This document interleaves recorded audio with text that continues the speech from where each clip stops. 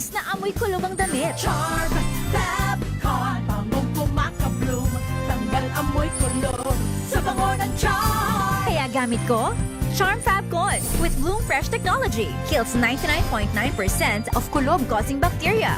May aroma burst pa of thousands of flowers and berries. Ang sampay sa loob, no amoy kulob. Bangong kumakabloom sa charm. Charm Fabcon. ACS.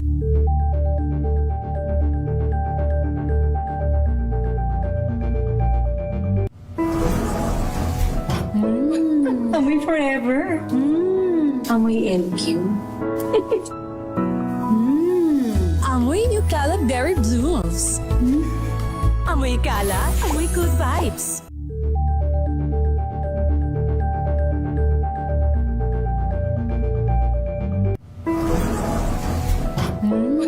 Amoy forever.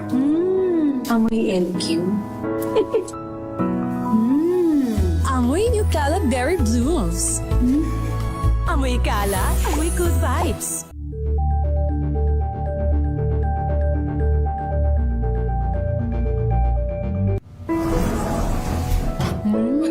Amoy forever. Amoy NQ.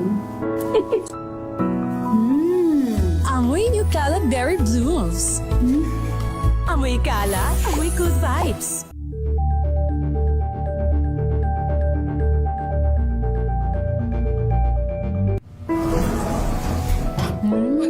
Amoy forever.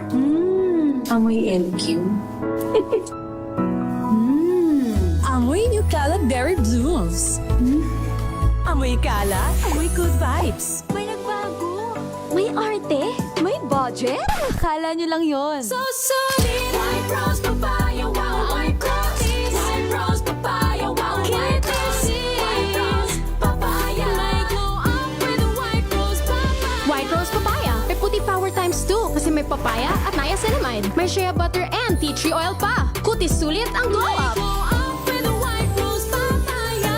White Rose Papaya. Kutis sulit ang glow up. ACS. Amoy forever. Amoy NQ. Amoy New Caleb Berry Blooms. Amoy kala, amoy good vibes.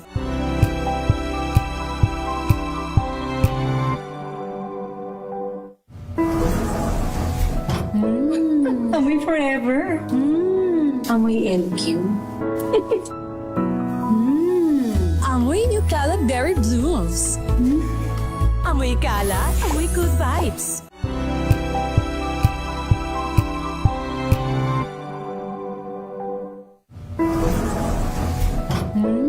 Amoy forever. Amoy NQ. Amoy New Caleb Berry Blooms. Amoy kala, amoy good vibes.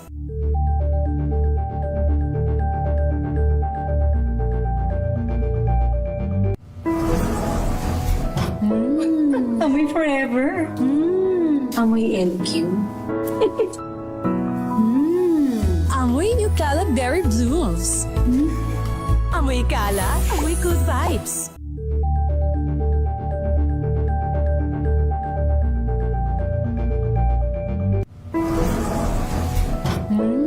Amoy forever. Amoy NQ. Amoy New Caleb Berry Blooms. Amoy kala, amoy good vibes.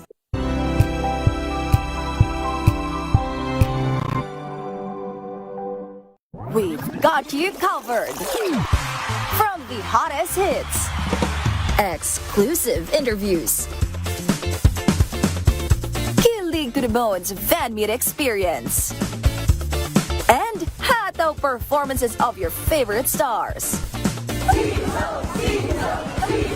Saturdays, 12 noon, dito lang sa DZRH TV.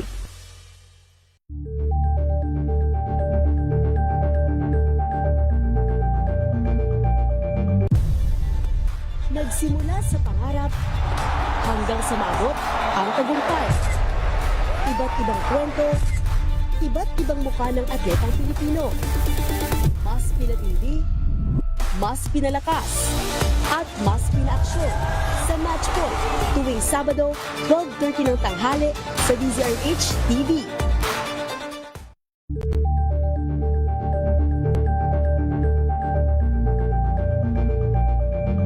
Maagang balitaan, maagang usapan sa mga issue at balita kasama si Kuya Angelo Palmones sa Magandang Umaga Pilipinas mula Lunes hanggang Biyernes.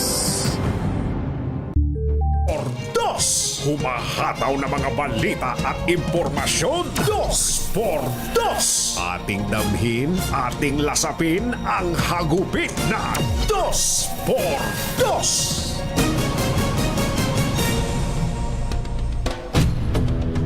Naisampa na sa Kongreso ang unang impeachment complaint laban kay Pangulong Bongbong Marcos na inakusahang sangkot sa 2025 corruption scheme na may kaugnayan sa flood control scandal.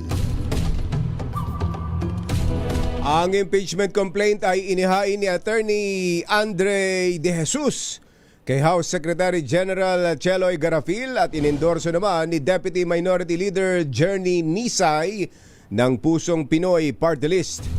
Sa impeachment process, ang mga reklamo ay dapat makapasa sa committee screening at dapat ay mayroong boto na hindi bababa sa 1/3 ng mga miyembro ng Kamara sa plenaryo upang maiakyat ito sa Senado.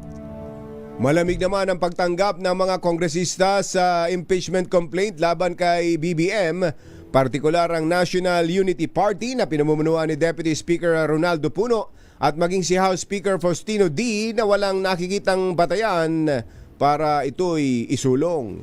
Isyu ng bayan, katotohanan, Dos por Dos!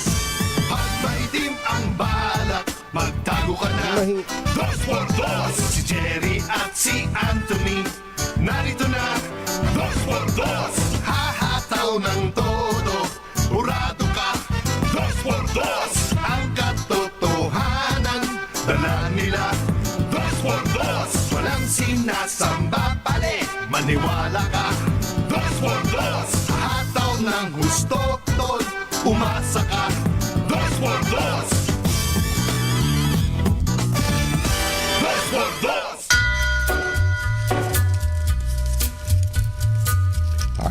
Hi. Magandang morning. Magandang umaga, bayan! Ito po si Anthony Taberna. Ito po si Jerry Baha. Muli pong sumasa inyo ang Dos por Dos sa umagang ito ng Friday! Yuhuu! Huwag na tayong magpatumpik-tumpik pa, kumbatsero. Dahil matagal na tayong hindi nakakakita ng isang dalaginding na pwedeng sabihin sa atin na walk up like this. Wow, talaga. Walk up like this. Sino ba siya?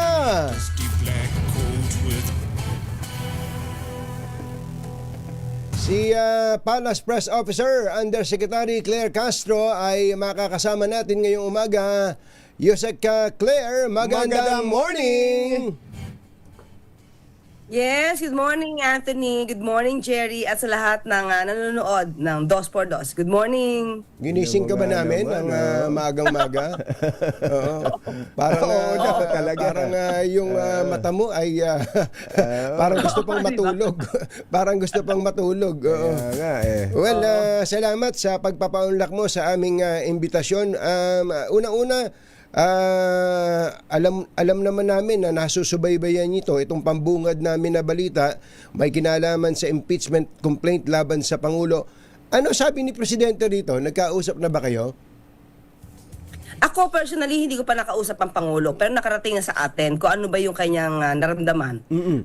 Sabi nga natin even before sa briefing kahapon, inaasahan to dahil naman iningay na ito ni Congressman Erice. Okay, sinabi niya nilapitan siya, di umano ng supporter ng Vice Presidente para i-endorso yung impeachment complaint na inilalatag laban sa Pangulo. So hindi na ito siguro nakakataka na pero magsasampa talaga. Pero ayon naman sa Pangulo, even before, siya ay kumikilala ng konstitusyon, ginagalang niya ang due process, ginagalang niya ang proseso. So kung ano ang magaganap, ito naman itatanggapin ng Pangulo. Pero sabi nga nila, ang impeachment ay it's a political process rather than legal. Ito po ay paramihan ng bilang. Kakampi. Kampihan. Paramihan ng kakampi. Kaya lang, nabanggit may pangalang Egay Erice. Sabi ni Congressman Erice, mukhang nagdududa daw siya dito eh. Parang ito ay para mabakuran ng 1-year bar rule ang Pangulo na nagsampa ng isang kasong ang tingin nila mahina. Siguro yun ang kanyang opinion. Actually, Anthony, no, hindi ko pa nakikita. Ako personally, hindi ko pa nakikita yung laman ng complaint. At hindi pa rin nababasa ito ng Pangulo. Pero pinakita naman kasi yung grounds eh. Inisa-isa yung grounds. Pero yung paano idinitalya ito, hindi pa natin alam. Katakataka. Siguro katakataka rin siya yung nilapitan ng mga supporters ng DDS. Hindi ba katakataka kaya yung ganun? Dami-dami mga issues na pwede kasi sagutin. Pero kilala niya na background check niyo na ba, Attorney Claire Yusek, itong si Attorney Andre Jesus, kung sino ito, ano background niya, anong personality niya para mag-file ng ganitong complaints laban sa Pangulo? Ako personally hindi pa Ako hindi pa dahil kahapon lang ito sinampa. Ang nakita ko lang kasi yung party list. Yun lang yung nakita ko na may isa siya sa mga pangalan na nabanggit lang ng ICI. So yun lang yung pagkakaalam natin. Ang binabanggit dito kay Attorney Andre De Jesus, ito daw ay nakababag na dati nung yung friend si Attorney Glenn Chong before. So parang kaya ganun nila tinitingnan eh. Kaaway ni Glenn Chong na supposedly isang DDS. Tapos ang description pa dito kay Attorney Andre De Jesus ay tagapagtanggol ni First Lady Lisa Araneta Marcos. Kaya tinitingnan nila na parang ito'y moro-morong filing lamang, Yusek. Ang gusto ko kasi malaman, Antonino, kasi hindi ko naman pa nakausap ang First Lady patungkol dyan.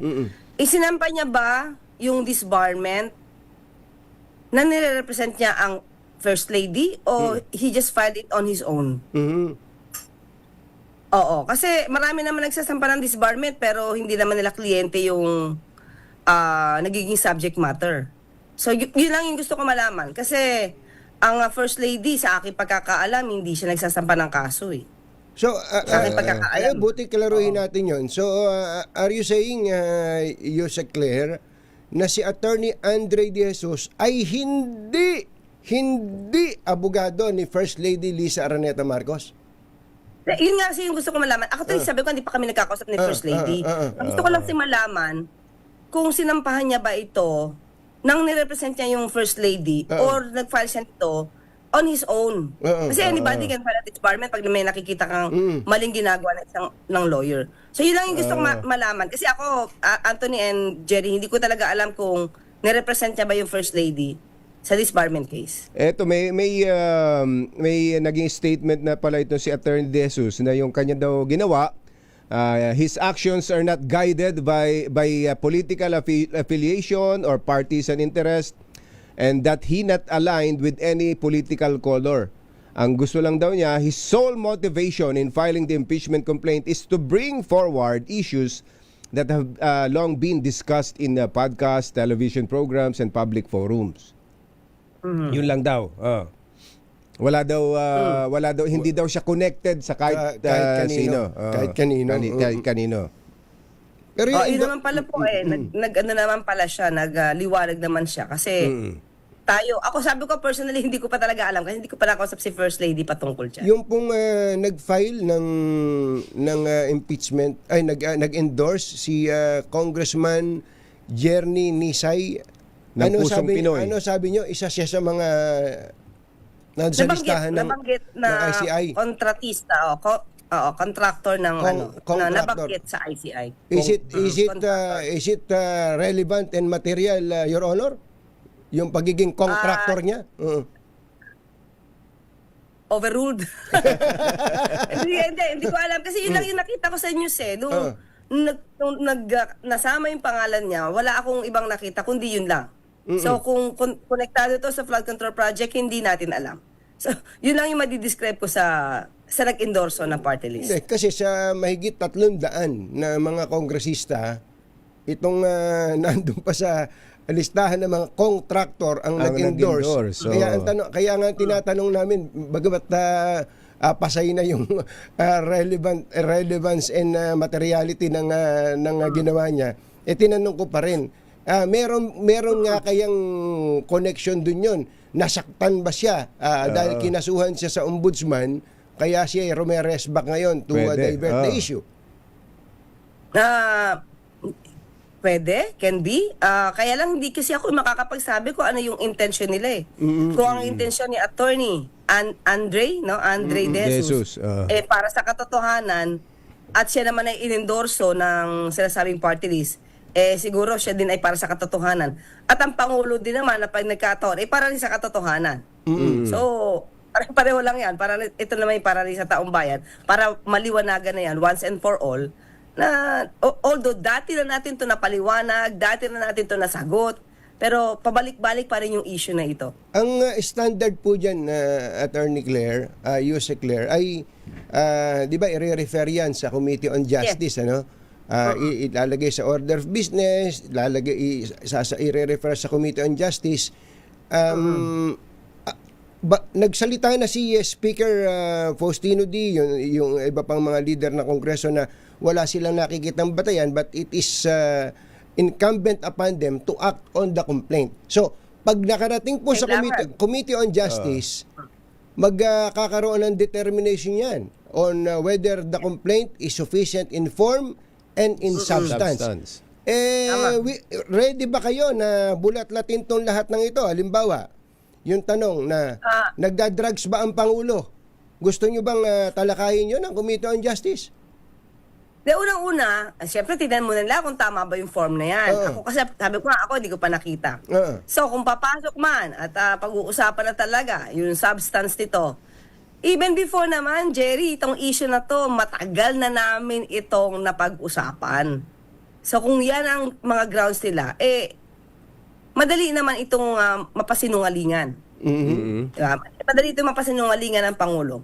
Pero kung dadaan sa proseso talaga to, igagalang to ng Pangulo. Yun yung isa, yung isang binabanggit. Pangalawa, yung hindi niya pag-veto sa anyay mga unconstitutional provisions ng budget. Ang unang-una, matatawag ba natin yung breach of trust? Betrayal of trust? So, makikita natin, sabi nga natin, lalo-lalo na noong 2025, pinag-ingatan ng Pangulo yung budget. Hindi ba siya pa yung nagpasimula ng investigasyon? Kung ang Pangulo ay talaga lamang para lukuhin ng bayan dahil dito sa pondo na to, tingin nyo ba magpapaimbestiga pa to? Hindi ba hindi na dapat? Kasi itatago niya na yung mga kabulukan. Pero hindi. Kahit maapektuhan yung kanyang administrasyon, kahit maapektuhan ng kahit papaano yung ekonomiya, ang pinili ng Pangulo ay linisin ang gobyerno. Paunti-unti linisin mula sa corrupt officials. So, yung pa ba sasabihin natin na may betrayal of public trust? So, mahirap na patunayan ito eh. Dahil mismong Pangulo, sinabi niya, ang pondo na yan, DBM, dapat may conditional implementation. FLR, for later release yan. Kapag hindi na patunayan na dapat na ibigay ang pondo, huwag ibigay ang pondo. Kaya nga maraming umaray. Diba? Maraming umaray. Kahit nga yung kanyang kapatid, umaray eh. Pati pala yung creation ng Independent Commission for Infrastructure ay binanggit, pati yung inutos daw yung pagkidnap kay dating Pangulong Rodrigo Duterte. So sinasabi niyo, Yuse Claire, hindi ito ikinababahala ng palasyo, itong impeachment complaint na ito? Ayoko namang sabihin na hindi ikinababahala. Pero ang Pangulo kasi ay ready dahil alam niya at alam namin at alam ng karamihan sa atin. Ang Pangulo nagtatrabaho o ma-action na naaayon naman sa konstitusyon at naaayon sa batas. Hindi naman siya susuway sa batas at kaya alam namin na kakayanin naman na ipaliwanag sa taong bayan kung ano itong mga issues na ito. Ito pala yung statement ni Congressman Egay Erice. That the 4-page complaint filed by Attorney Andre De Jesus can be easily dismissed as it lacks form and substance. Yan ang sinabi ni Attorney Egay Erice. Salamat kung nagpapaka-abogado na siya sa Pangulo. Ngayon pala. Salamat sa iyo, Congressman Elise. Hindi yung nag-aabogado sa Pangulo eh. Pero ang sinasabi niya doon, ito ay ipinail para magkaroon na kaagad ng protection, yung 1-year bar. Si Kon daw po, si Attorney Andre De Jesus, he describes Attorney Andre De Jesus as someone who is who used to defend the First Lady and now is complaining against the President. From defender to complainant. Hindi ko masasabi yan. Talaga, actually, kaya nga gusto ko alamin muna Sige nga. kung yan ba mismo ay inutusan ng First Lady na siya i-represent sa isang disbarment case. So, ibahin natin yun, ha? Wag na niya munang intrigahin. Kahit siya yung nilapitan ng mga DDS, wag siya muna mang intriga dito sa ginagawa ng ibang tao. But sa atin, kung ano man yan, sa atin, ang focus natin, kung ano yung proseso, kung ano yung impeachment complaint at kailangan sagutin yan. Yun lang yung sa atin. Para mo naman sinasabi, Yusek Claire, na intrigero to si Congressman Erice. Ay, sorry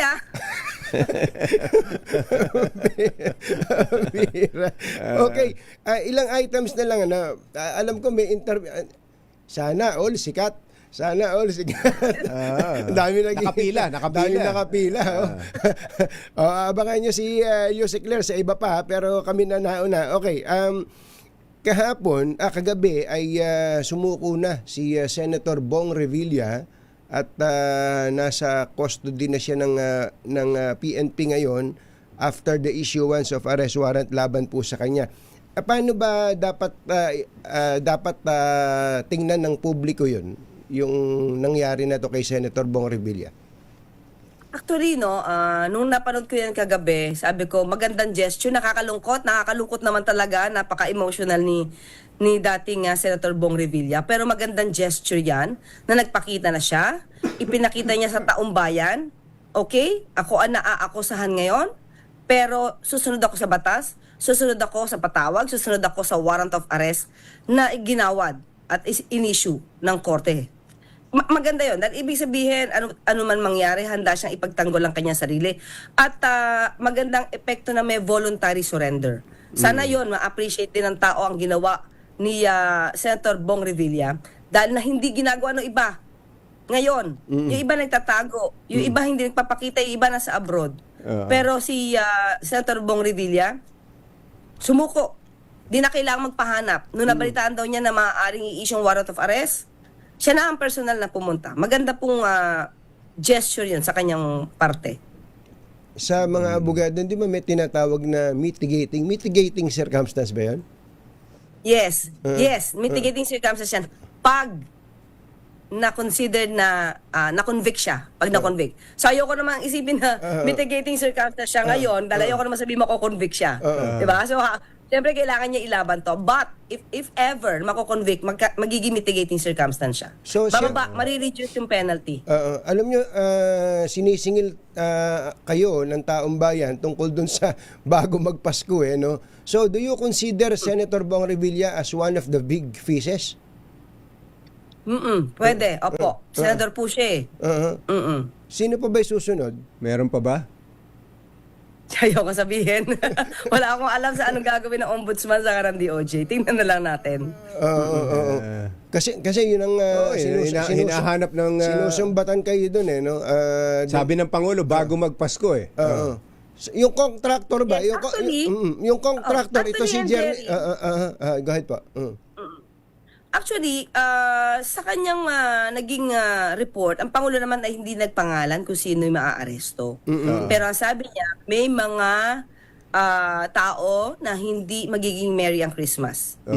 So, syempre ang nasa isip niya, sino-sino ba yung mga nandiyan? Nandiyan ang mga Diskaya, nandiyan yung ibang mga DPWH officials. At wala siyang binanggit na sino man na politiko. Basta ang pangako ng Pangulo noong Pasko, bago magpasko, maraming hindi magiging merry ang Pasko. At totoo naman naging maraming hindi merry ang Christmas. Kaya lang sabi ko, may mga tao kasi na ang iniisip na dapat malaking isda. Merong mga mambabatas ito, ang mga mambabatas na sinasabi na puro salita lang ang Pangulo. Pero tingnan natin, Jerry and Anthony, hindi ba sa dinami, sa ilang buwan pa lamang, ang dami na nangyari. May mga napakulong, marami na na-issue ng warrant of arrest, may mga na-issue na ang Court of Appeals para sa pag-freeze ng assets, maraming kinasuhan ng BIR. So, marami nang sasakyan na benta ng Bureau of Customs. So, marami na nangyari, pero ang tinitignan lang nila, yung sasabing pagkukulang ng Pangulo na sa ating paningin ay walang pagkukulang. Dahil ang proseso, Jerry, hindi naman ito nakukuha sa 1 araw lang, 2 araw lang. Kaya nga yung iba dyan, ng mga mamabatas, yung iba abogado pa, para ba sasabi, ang bagal-bagal, tanong natin, kasi trial lawyer ako Anthony and Jerry, alam niyo naman yan. Hindi ganon kabilis agad-agad magsampa ng kaso. Hindi ganon kabilis agad-agad makapaggawa ng resolution para isampa yung kaso sa korte. So hindi ko na alam bakit nag-trial lawyer ba kayo para hindi nyo malaman na ang proseso ay hindi ganon kabilis? Hindi ganon kabilis na para bang mamadaliin mo just for the sake of optics na kailangan may mapakulong, kailangan na may masampan. Inaaral ito kasi once on the part of the DPWH and ICI, ang dami nilang nirekomenda. Kung di ako nagkakamali, 67. So, pag sinabi mo, pag ito binigay mo at sinumiti mo sa ombudsman, ang ombudsman na ngayon, ang mayroong obligasyon sa tao na aralin agad to at bigyan ng resolution para it's either a recommendation ay to file or to dismiss the case. So, ang tandaan natin, ako, Jerry and Anthony, hindi naman biro ang mag-aral ng bulto-bultong dokumento. Kaya doon sa ibang mga mambabatas na sa amin na iinip sila, itry nyo po na kayo ang maging, kahit na maging prosecutor na lang, investigating prosecutor, kung gaano ba katagal para mag-aral, kung gaano ba kabilis para magsampa ng kaso, hindi po to basta-basta, hindi po to nilalaro. So yun yung payo natin sa ibang mababatas na naninira pa, nasasabihin na ang bagal-bagal. Proseso po tayo dito, hindi po tayo laro lamang. Yan, narinig nyo yung payo. Magpayo nga kayo! Ayun, Wala kay kumpanyera. Ikaw, kumpanyera. Clear ka. Kumusta pala kayo ni Kong Angel Balbones? Yes. Oo, Hindi si raw kayo boss nagpapa-interview sa kanya. Hindi raw kayo nagpapa-interview sa Hindi niya kanya. ako nakalimutan niya ng apo ko. Alas 4 lang. Mahigising ba kayo na alas 4? Madaling araw. Ay, para kay Boss Angel. Walang problema. Kahit di na ako matulog. Ayan. At teka, panghuli na lang. Itong kay dating Secretary Manny Bonoan, isa sa mga unang pinili ng Pangulo yan para makasama niya sa gabinete. Ngayon, siya ang napupunteriya dito sa issue ng flood control.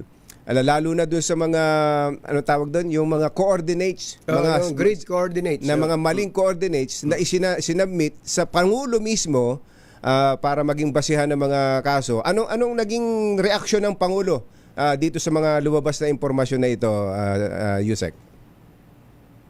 Of course, ang Pangulo, kapag ka naman nalaman niya na siya ay niloloko, hindi yun maganda. Hindi maganda sa pakiramdam yun. Dahil ikaw bilang Pangulo, nagtiwala ka, nagbigay ka ng, kumbaga, yung 100% mong pagtitiwala dahil ikaw yung miyembro ng gabinete niya, hindi maganda kung siya'y lulukuhin. Pero dito kasi, syempre, nadinig naman natin kung ano yung sinabi ni Secretary Manny Bonoan na parang siya mismo ay naloko din. So, iwi-weigh din naman yan ng Pangulo at hindi naman agad ito magbibigay ng kanyang judgment. Hindi naman agad-agad ito maninisi o maiinis sa isang tao. Kailangan pa rin niyang i-weigh. Ano ba yung nangyari? Although nadinig niya na parang siya naloko dahil nagtiwala din lumalabas nagtiwala sa Secretary Manny Bonoan. Pero bilang miyembro ng kabinete, obligasyon niya kasi talaga malaman para pag nag-report ka sa Pangulo, dapat alam mo. Yung command responsibility. Kaya lang, siyempre, babagsak din yung sa dulo, the buck stops here. Doon sa Pangulo na mismo yung dulo na siyang tumanggap ng mga maling report na yon. Tapos sa kagustuhan ng Pangulo na maging maayos lahat ang trabaho dahil binigyan ka ng trabaho na at may tiwala, so hindi maganda. So sa lahat na rin ng tao, mga tauhan ng Pangulo ngayon na nagtatrabaho para sa kanya at para sa bayan, maging honest lang tayo sa lahat ng ginagawa natin. Hindi naman to para sa Pangulo lang eh. Ito naman para sa taong bayan, para sa bansa. Kasi pag nagkamali kayo dyan at minali nyo ang Pangulo, makaka-apekto to talaga sa bansa.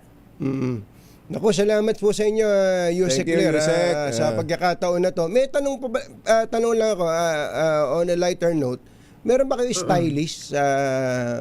May stylist ka ba? Kasi parang napapansin ko yung mga Japons mo pagka nag-briefing ka, press briefing. Parang Kailangan lang na naka-Pilipinyana to promote. sinasadya yung palang Pilipinyana ang suot. Yun kasi ang inuto sa akin na kailangan ko mag-Pilipinyana pagka nagbe-briefing.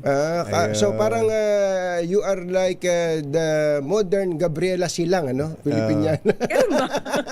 Laging nakasaya. Tapos yung laging may sa balikat, may nakata... Ano ba tawag doon? Ano may tawag doon sa... Butterfly, ano ba yun? Butterfly, I don't know kung butterfly something.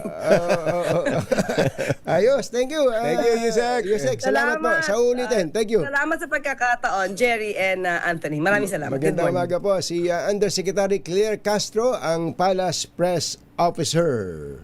Jerry Baja at Anthony Taberna sa 2x2 sa DZRH. Ang totoo nun nung binanggit niya tong contractor pala tong Journey Nisay. Oo. Di ba? May ano ka agad no? May makikita mo yung para kung mapagduda ka talaga. Uy, ba't yan?